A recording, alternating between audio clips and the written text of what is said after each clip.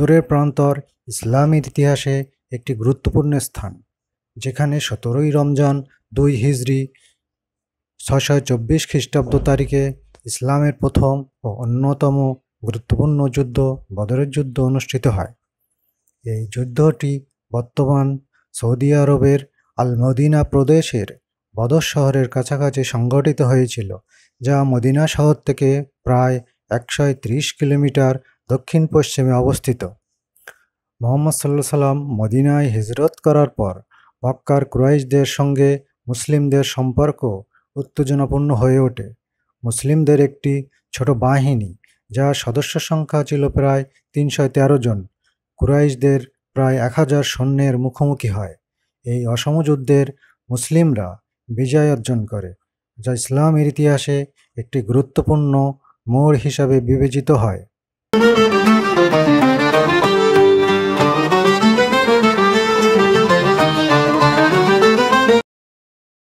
শুহাদায়ে বদর কবরস্থান। এই কবরস্থানে বদরের যুদ্ধে শহীদ 14 জন সাহাবীকে সমাহিত করা হয়েছে।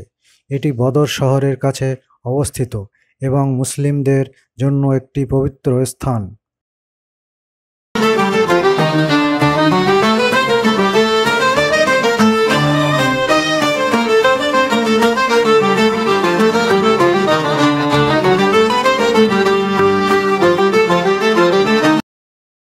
বদরের যুদ্ধে যে 14 জন সাহাবী শহীদ হয়েছিলেন, তাদের স্মৃতিচিহ্ন হিসেবে সেই 14 জনের নাম এখানে লিখিত আকারে রাখা হয়েছে। মসজিদ আল আরিশি সেই স্থানে নির্মিত হয়েছে যেখানে যুদ্ধের সময় নবী মুহাম্মদ সাল্লাল্লাহু আলাইহি সাল্লাম একটি ছায়াঘর স্থাপন করেছিলেন এবং যুদ্ধ পরিচালনার জন্য দোয়া করেছিলেন।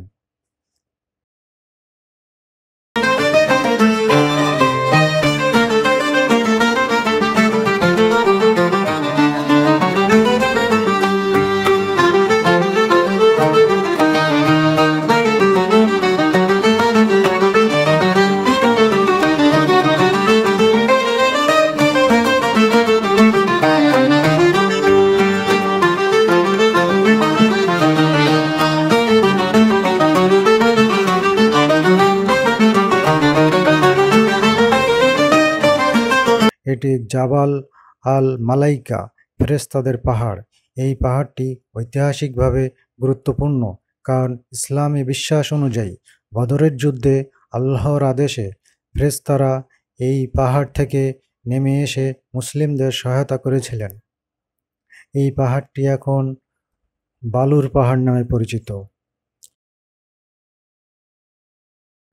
বর্তমানে বদরের যুদ্ধস্থল একটি গুরুত্বপূর্ণ ঐতিহাসিক ও ধর্মীয় পর্যটন কেন্দ্র। অনেক হজ ও উমরা পালনকারী মুসলিম এই স্থান পরিদর্শন করেন।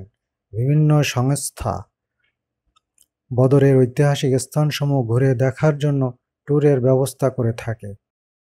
বদরের যুদ্ধ ইসলামের ইতিহাসে একটি গুরুত্বপূর্ণ ঘটনা এবং ইসলাম এর প্রসারে গুরুত্বপূর্ণ ভূমিকা পালন করে। এই যুদ্ধের মাধ্যমে মুসলিমরা রাজনৈতিক ও সামরিকভাবে শক্তিশালী হয়ে ওঠে, যা পরবর্তী সময়ে ইসলামের বিস্তার সহায়ক হয়। বদরের প্রান্তর ইসলামের ইতিহাসে একটি গুরুত্বপূর্ণ স্থান, যা মুসলিমদের জন্য ধর্মীয়, ঐতিহাসিক ও সাংস্কৃতিকভাবে গুরুত্বপূর্ণ। এই স্থানটি পরিদর্শন করে মুসলিমরা তাদের ইতিহাস ও ধর্মীয় ঐতিহ্যের সঙ্গে আরও গভীরভাবে পরিচিত হতে পারেন।